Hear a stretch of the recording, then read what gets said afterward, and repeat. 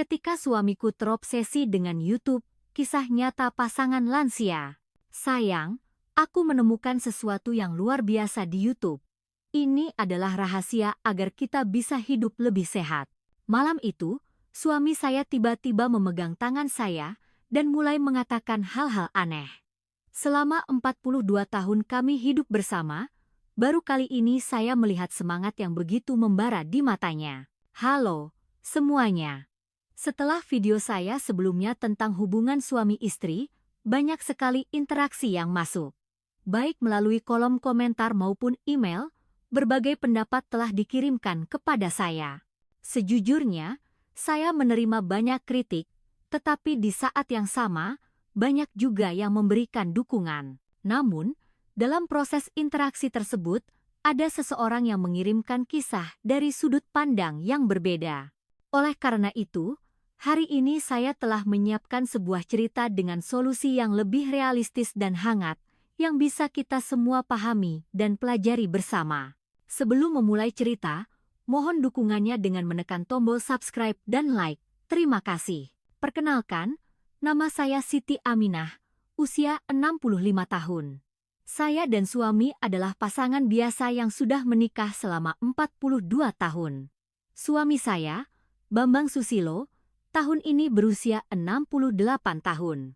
Setelah pensiun, ia menjadi orang yang sangat menjaga kesehatan. Setiap subuh ia selalu pergi jalan pagi di sekitar kompleks. Selama ini, kami menjalani kehidupan yang tenang dan monoton. Anak-anak kami semua sudah mandiri, dan cucu-cucu hanya sesekali datang berkunjung. Itu adalah rutinitas masa tua kami yang biasa-biasa saja. Namun, belakangan ini, suami saya sering sekali menghela napas. Apa benar kita menua seperti ini saja, Bu? Pasangan lain seusia kita melakukan apa, ya? Terlihat jelas ada kehampaan yang ia rasakan. Pada pagi hari tanggal 15 Juli, seperti biasa, suami saya sedang menonton YouTube setelah pulang dari jalan pagi. Itu adalah sebuah kanal kesehatan. Tiba-tiba, suami saya bangkit dan berlari ke arah saya. Bu, ada berita besar.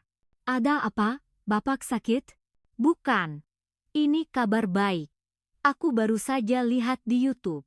Suara suami saya bergetar, seolah-olah ia baru saja membuat penemuan terbesar dalam hidupnya. Katanya, kalau pasangan usia 68 tahun sering berhubungan intim, itu bagus sekali untuk mencegah pikun. Ada dokter yang menjelaskannya langsung. Saya terkejut bukan main. Selama 42 tahun pernikahan kami, suami saya tidak pernah membicarakan hal ini secara terang-terangan. Kenapa tiba-tiba bicara seperti itu?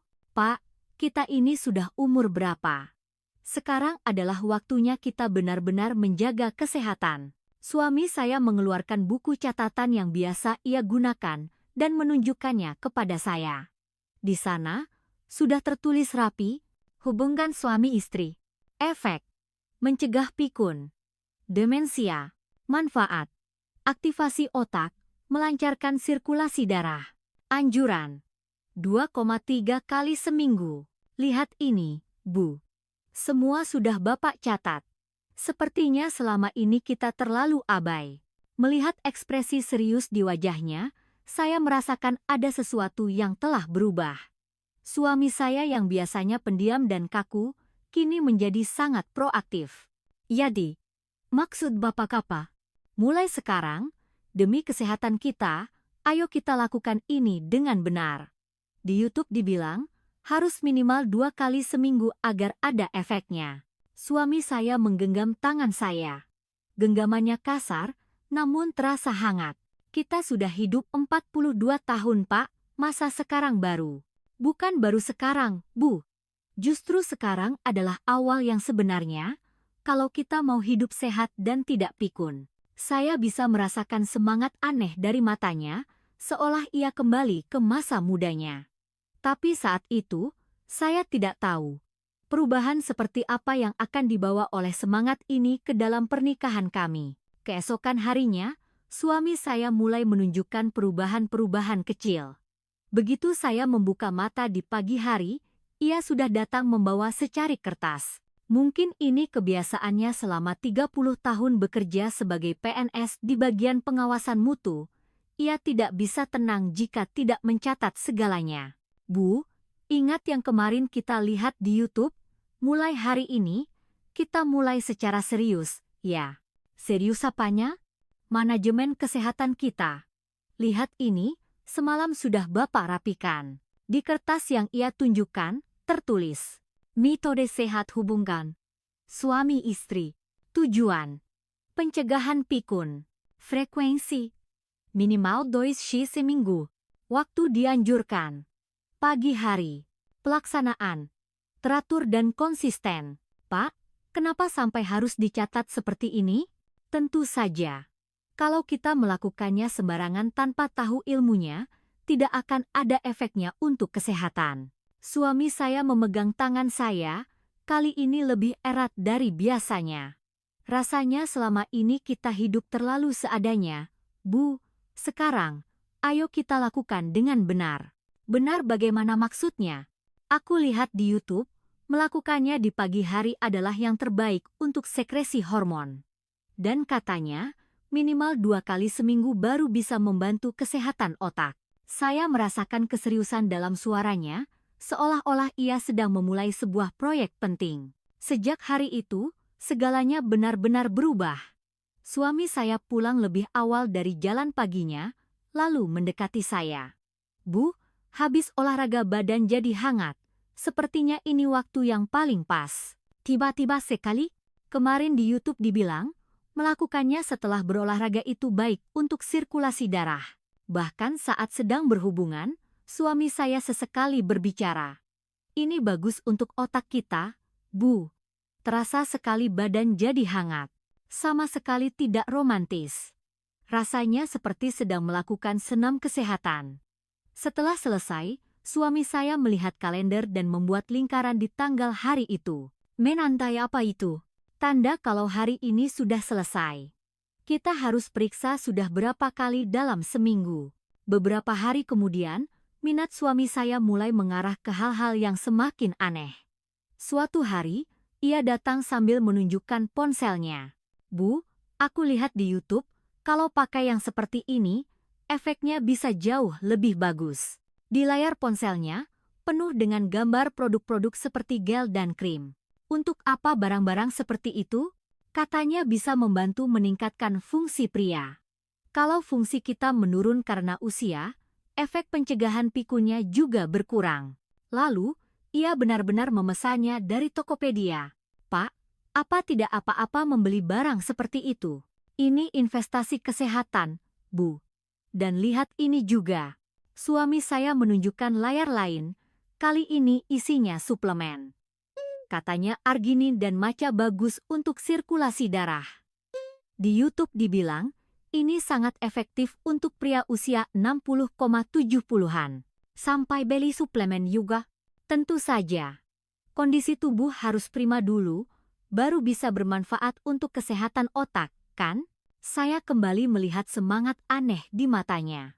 Ini lebih dari sekadar obsesi pada kesehatan, rasanya seperti ada hasrat lain di baliknya.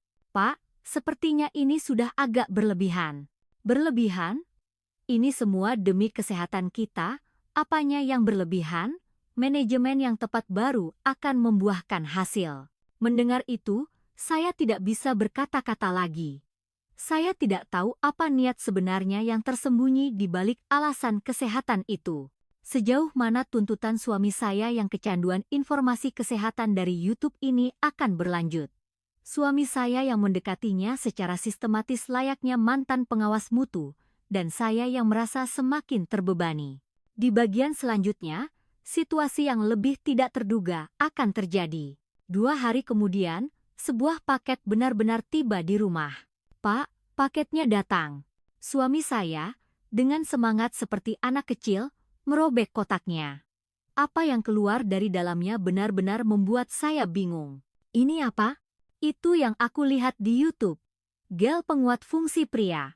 Katanya ini dikembangkan di Jerman.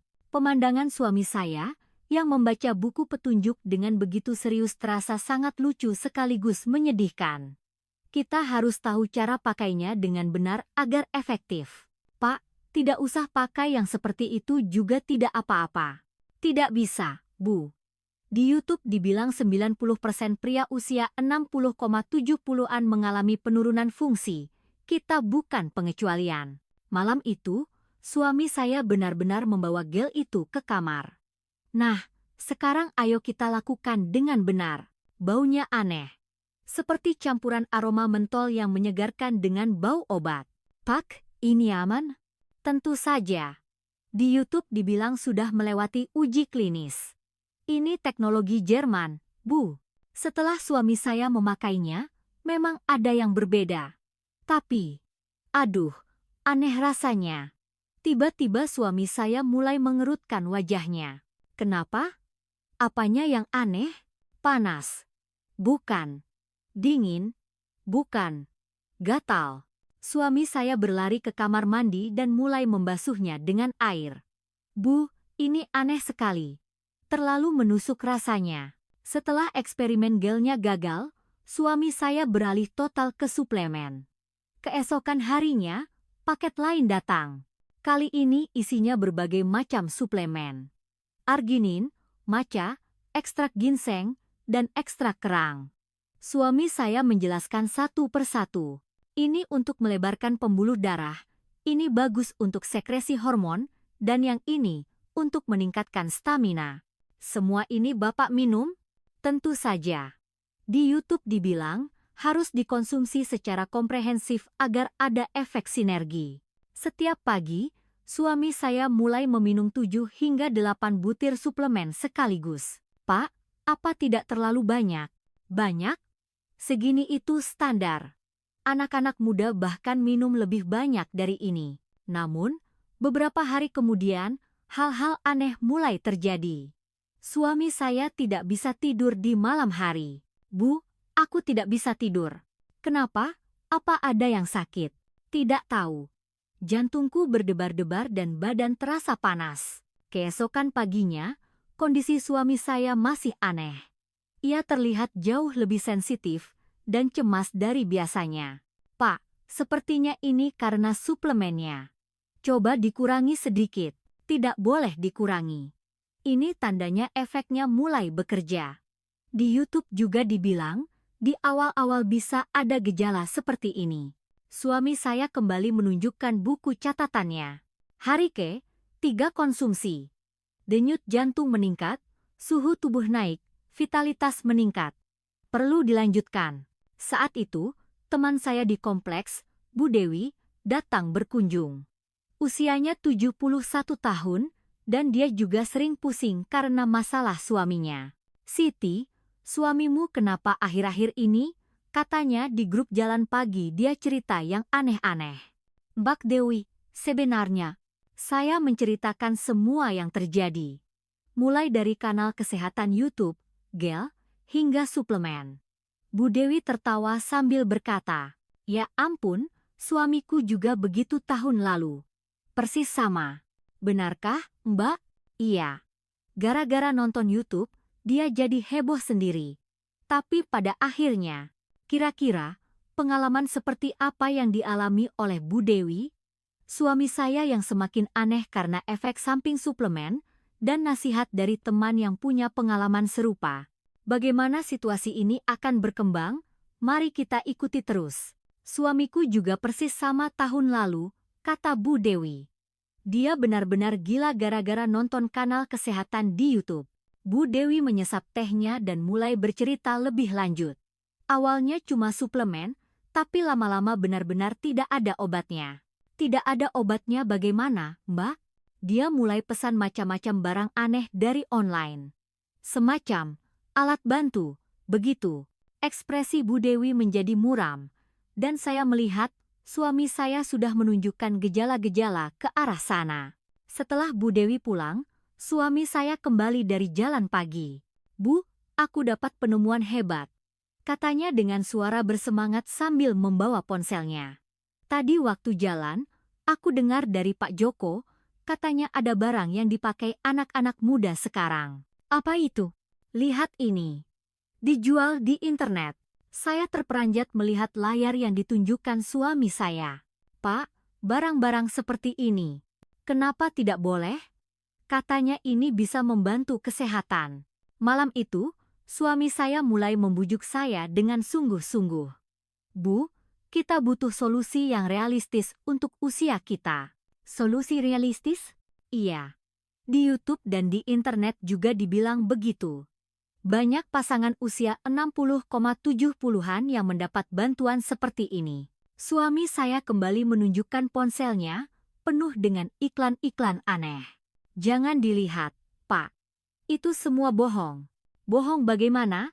Ulasannya bagus-bagus, ratingnya juga tinggi. Lihat ini, ada kakek usia 70 tahun yang kasih testimoni langsung. Saya bisa melihat keyakinan yang aneh di matanya. Pak, ini benar-benar keterlaluan. Apanya yang keterlaluan? Ini kan demi kesehatan kita. Keesokan harinya, Bu Dewi datang lagi. Dengan ekspresi serius, ia berkata, Siti, mau aku kasih tahu bagaimana caranya aku menyadarkan suamiku? Bagaimana, Mbak? Aku bawa dia ke dokter. Tepatnya, ke dokter urologi. Dokter urologi? Iya. Awalnya aku ajak dengan alasan check-up kesehatan biasa. Tapi dokter begitu melihatnya langsung tahu ada yang tidak beres. Kelebihan dosis suplemen, stres, insomnia. Bu Dewi tersenyum. Dokter itu memarahi suamiku habis-habisan. Katanya, cara seperti ini justru merusak kesehatan. Mendengar itu, saya merasa mendapat keberanian. Lalu bagaimana hasilnya, Mbak? Sekarang dia sudah normal sepenuhnya. Kadang-kadang masih nonton video kesehatan, tapi tidak se-ekstrem dulu. Jadi, nasihat dokter benar-benar manjur, ya? Tentu saja. Pria itu kan lemah sama figur otoritas. Apalagi perkataan dokter, itu mutlak bagi mereka. Bu Dewi menggenggam tangan saya. Siti, suamimu juga begitu. Sekarang adalah kesempatannya. Kamu harus bertindak sebelum semakin parah. Saat itu juga, saya mendengar suami saya keluar untuk menerima paket lagi. Pak, pesan apa lagi? Oh, itu. Yang kemarin aku pesan. Setelah berbicara dengan Bu Dewi, saya menjadi yakin. Jika dibiarkan, suami saya bisa benar-benar terjerumus ke titik yang tidak bisa kembali. Semua ini dimulai dengan alasan kesehatan, tapi sekarang sudah melenceng ke arah yang sama sekali berbeda. Besok, aku harus bicara serius dengan suamiku. Begitu saya membulatkan tekad, malam itu juga, suami saya mulai memberikan usulan baru. Malam itu, saat kami hendak tidur, suami saya tiba-tiba mendekat dengan wajah serius. Bu, tadi waktu jalan pagi, aku dengar cerita dari Pak Joko. Cerita apa lagi? Jangan-jangan soal YouTube lagi. Katanya, pasangan Pak Joko sekarang ikut konseling pernikahan. Konseling seks, maksudnya. Saya terkejut. Konseling seks? Iya. Belajar langsung dari ahlinya. Suami saya kembali mengeluarkan ponsel dan menunjukkan hasil pencariannya. Lihat ini. Klinik kesehatan seksual pasangan lansia. Ternyata benar-benar ada. Saya benar-benar tidak habis pikir. Pak, sekarang Bapak benar-benar sudah melewati batas. Melewati batas? Ini kan demi kesehatan kita. Bukan kesehatan. Bapak yang sekarang jadi aneh. Begitu saya meninggikan suara, suami saya tampak kaget. Aneh bagaimana? Apa maksudmu? Baru seminggu nonton YouTube, sudah beli gel, beli suplemen, sekarang cari-cari alat aneh. Apa ini normal? Wajah suami saya perlahan mengeras. Aku melakukan ini demi kesehatan kita. Bukan kesehatan yang Bapak pikirkan, tapi hal lain. Saat itu, suami saya bangkit berdiri. Hal lain apa? Apa salahku? Salahmu apa? Selama 42 tahun tidak pernah bicara soal ini, tiba-tiba sekarang seharian hanya memikirkan ini. Lalu maumu kita hidup begini saja sampai mati? Sampai kita pikun dan tidak saling kenal lagi, suara suami saya meninggi. Kamu sih enak. Perempuan kan tinggal menerima saja. Kata-kata itu benar-benar membuat saya marah. Apa? Barusan Bapak bilang apa? Aku ini juga laki-laki. Walaupun sudah 68 tahun, aku tetap laki-laki. Teriak suami saya. Aku lihat di YouTube, laki-laki lain seusiaku semuanya masih hebat, masa cuma aku yang hidup begini menyedihkan. Pada saat itu, saya mengerti segalanya. Pencegahan pikun dan lain-lain, itu semua hanya alasan. Suami saya hanya ingin memulihkan harga dirinya sebagai seorang pria, Bu. Laki-laki lain itu minum suplemen, olahraga, hubungan mereka juga aktif. Aku tidak tahan rasanya hanya aku yang tertinggal. Suara suami saya mulai bergetar. Selama 42 tahun, aku selalu berusaha tidak menunjukkan sisi lemahku di depanmu. Tapi setelah pensiun dan hanya di rumah, belakangan ini aku benar-benar kehilangan kepercayaan diri. Suami saya terduduk lesu di tempat tidur. Waktu jalan pagi, kalau dengar bapak-bapak lain pamer cerita, rasanya hanya aku yang ketinggalan. Pamer apa? Cerita tentang hubungan mereka, efek suplemen, hal-hal seperti itu. Mendengar kejujuran hatinya, kemarahan saya sedikit mereda. Jadi, kamu pakai cerita pencegahan pikun di YouTube itu sebagai alasan. Iya, maafkan aku. Melihat suami saya menundukkan kepala, saya merasa kasihan. Pak, kenapa tidak jujur dari awal? Bagaimana aku bisa bilang? Mengakui kalau di usia 68 aku punya kekhawatiran seperti ini? Saya duduk di sebelahnya. Jadi Bapak pikir aku tidak tahu soal itu? Kita sudah hidup bersama 42 tahun. Masa aku tidak tahu perasaanmu? Aku tahu belakangan ini Bapak sering tidak bersemangat. Suami saya menatap saya dengan ekspresi kaget. Benarkah? Benar. Tapi karena Bapak pakai alasan YouTube dan membeli barang-barang aneh untuk menyelesaikan masalah, semuanya jadi semakin rumit. Lalu, apa yang harus aku lakukan? Tanya suami saya hati-hati. Pertama, hentikan semua suplemen itu membebani tubuhmu. Lalu, seperti kata Bu Dewi, coba kita konsultasi ke dokter. Kita harus mendengar informasi yang akurat. Suami saya mengangguk. Saya pun menggenggam tangannya. Lain kali, jangan pakai alasan. Bicaralah dengan jujur. Di usia kita, apalagi yang perlu kita malu-maluin? Senyum kembali terukir di wajah suami saya. Terima kasih, Bu. Namun, malam itu, suami saya menonton program kesehatan lain, dan apa yang ia lihat di program itu akan membawa kejutan baru bagi kami berdua. Keesokan paginya, suami saya bangun lebih siang dari biasanya. Pak, semalam begadang nonton apa? Oh, itu, nonton YouTube sedikit. Ekspresi suami saya tampak muram. Kanal apa? Kanal kesehatan, tapi isinya agak berbeda dari yang kemarin. Suami saya menyalakan ponselnya. Ini, kanal yang ini. Yang muncul di layar adalah kanal YouTube medis yang berbeda. Judulnya, Bahaya. Aktivitas seksual berlebihan pada lansia 60,70-an justru memberatkan jantung. Saya terkejut. Apa? Iya. Di kanal ini, mereka bilang kebalikannya. Suami saya menghela napas. Pria usia 60,70-an yang memaksakan diri untuk berhubungan dengan bantuan suplemen atau obat-obatan, risiko serangan jantungnya meningkat 3 kali lipat. Lalu kanal yang kita lihat minggu lalu itu apa? Itu juga dokter yang menjelaskan. Suami saya menggelengkan kepala. Sebenarnya, mana yang benar? Satu sisi bilang bagus untuk mencegah pikun, sisi lain bilang berbahaya untuk jantung. Saya juga ikut bingung. Suami saya yang seminggu lalu begitu penuh keyakinan, kini tampak seperti orang yang berbeda. Pak, aku jadi tidak yakin apa kita bisa terlalu percaya pada informasi seperti ini. Lalu kita harus percaya apa? Dokter yang bicara di sana pun tidak bisa dipercaya? Suami saya tiba-tiba bergumam. Kalau begitu, semua yang aku lakukan selama ini sia-sia. Pak, sudah habis uang jutaan, minum suplemen yang berbahaya, pakai gel aneh, semuanya tidak berarti. Suara suami saya semakin pelan. Aku hanya ingin mencoba melakukan sesuatu, tapi ternyata aku hanya dibodohi. Bukan begitu, Pak. Niat Bapak untuk peduli pada kesehatan itu kan baik. Saya mencoba menenangkannya. Niat baik, hasilnya cuma buang-buang uang dan merusak badan. Suami saya menjatuhkan dirinya di sofa. Sekarang aku tidak tahu harus percaya apa lagi. YouTube tidak bisa dipercaya, internet juga. Bahkan dokter pun bicaranya beda-beda. Selama beberapa hari setelahnya, suami saya benar-benar kehilangan semangat. Ia tidak lagi pergi jalan pagi, tidak lagi menonton YouTube. Hanya duduk termenung.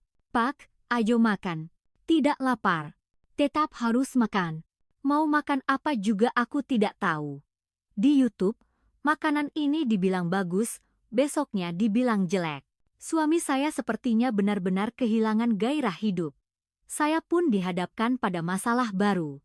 Seminggu yang lalu, masalahnya adalah suami saya terlalu proaktif. Sekarang, masalahnya adalah ia terlalu pasif. Saya merenung sendirian. Selama ini, kita hanya mencoba mengikuti standar orang lain.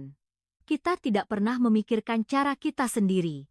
Cara kita yang sudah kita jalani selama 42 tahun. Malam itu, melihat suami saya kembali menatap kosong ke layar ponsel, saya berpikir, kenapa kita begitu terombang-ambing oleh YouTube? Selama 42 tahun, kita baik-baik saja. Tanpa kanal YouTube atau informasi internet, kita bisa saling memahami dan peduli. Sejak kapan kita mulai mencoba mengikuti standar orang lain? Akankah kami, pasangan yang terombang-ambing oleh YouTube ini, dapat menemukan cara kami yang sesungguhnya? Dan bagaimana saya bisa membangkitkan kembali semangat suami saya yang telah benar-benar hilang? Saya akan menceritakan proses kami menemukan jawaban sejati. Mohon tonton hingga akhir. Keesokan paginya, saya memberanikan diri mendekati suami saya. Pak, ayo kita bicara sebentar. Bicara apa? Jawabnya dengan suara yang masih lesu. Tentang semua ini. Kenapa kita jadi seperti ini? Saya duduk di sebelahnya. Coba ingat 42 tahun yang lalu, waktu kita baru menikah. Apa ada TV yang memberitahu kita harus bagaimana? Ya, tidak ada. Lalu, bagaimana kita bisa saling mengenal? Ekspresi suami saya sedikit melunak. Ya, secara alami saja. Benar. Tidak ada yang mengajari, tapi kita saling menyesuaikan diri. Saya menggenggam tangannya. Keriput, tapi masih hangat. Kita yang dulu umur 26 dan 24 tahun bisa hidup baik-baik saja tanpa TV, kan? Dulu kan beda. Masih muda. Apa bedanya dulu dan sekarang? Cintamu memangnya sudah berubah? Suami saya berpikir sejenak, lalu menggeleng.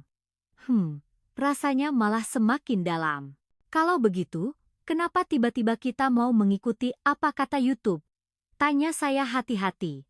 Suami saya ragu-ragu sejenak, lalu berkata, sejujurnya, aku takut menjadi tua. Takut? Iya. Badan sudah tidak seperti dulu, tenaga juga menurun. Aku takut mengecewakanmu. Suaranya bergetar. Jadi, aku ingin kembali ke masa muda. Waktu di YouTube dibilang ada caranya, Pak, aku juga mau jujur. Saya menarik napas dalam-dalam. Aku juga sempat khawatir. Apa Bapak masih melihatku seperti dulu? Apa penampilanku di usia 65 ini masih menarik di matamu? Bicara apa kamu ini? Dengar dulu. Makanya, waktu Bapak tiba-tiba jadi proaktif, awalnya aku senang. Ternyata dia masih melihatku sebagai seorang wanita, begitu pikirku. Suami saya menatap saya dengan kaget. Benarkah? Benar. Tapi lama-kelamaan, rasanya jadi seperti kewajiban, seperti mesin.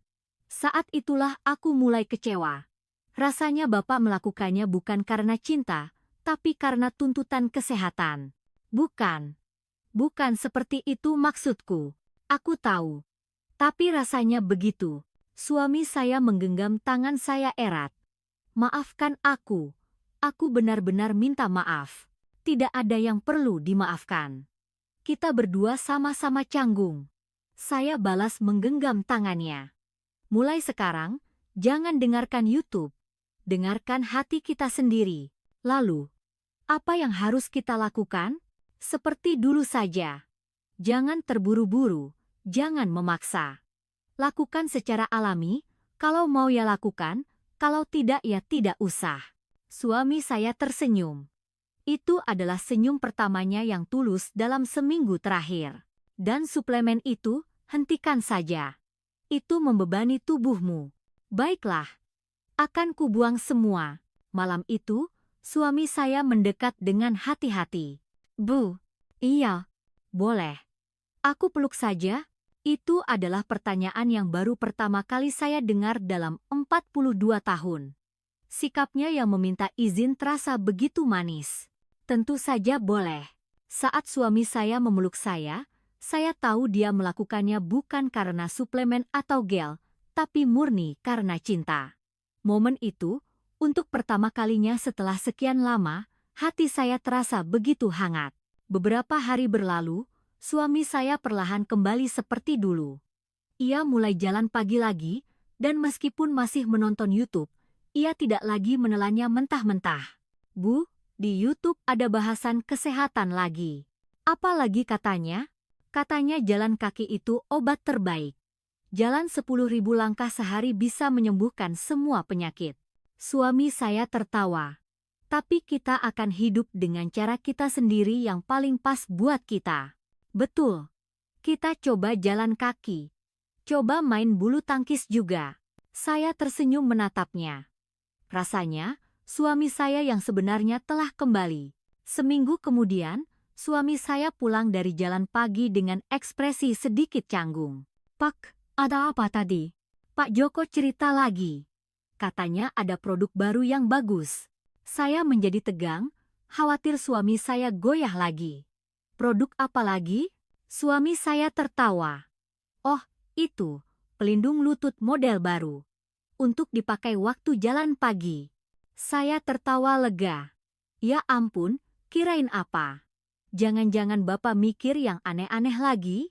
Melihat ekspresi saya, suami saya tersenyum. Bu, aku sudah tidak tertarik dengan hal-hal seperti itu lagi. Kenapa? Iya. Pak Joko sampai kaget. Dia tanya kenapa aku yang tadinya begitu bersemangat tiba-tiba berubah. Lalu Bapak jawab apa? Aku bilang, cinta itu bukan sesuatu yang ditentukan orang lain, tapi sesuatu yang kita ciptakan sendiri. Aku juga bilang, cinta 42 tahun yang sudah kita bangun, tidak akan hilang begitu saja. Mendengar kata-katanya, saya merasa sangat bangga. Saya sadar, suami saya telah benar-benar berubah. Bu, terima kasih ya. Terima kasih sudah menyadarkanku dari kesalahan berpikirku. Sejak saat itu, kehidupan kami menjadi sangat nyaman. Suami saya masih menonton kanal kesehatan, tapi tidak lagi fanatik. Bu, di YouTube ada yang aneh lagi. Katanya mandi air dingin itu obat segala penyakit. Oh ya? Mukoba? Tidak mau. Kita lebih suka air hangat. Nanti badan sakit di usia tua bagaimana? Kami membicarakannya sambil tertawa. Suatu malam, suami saya menggenggam tangan saya dan berkata, Bu, selama ini aku bodoh sekali ya. Kenapa? Aku berpikir tentang cinta dengan cara yang rumit. Kupikir harus ada sesuatu yang spesial yang dilakukan. Ia menatap wajah saya. Padahal, cinta yang sejati itu seperti ini. Cukup dengan berada di sampingmu, saling memahami. Betul. Itulah yang sudah kita lakukan selama 42 tahun ini.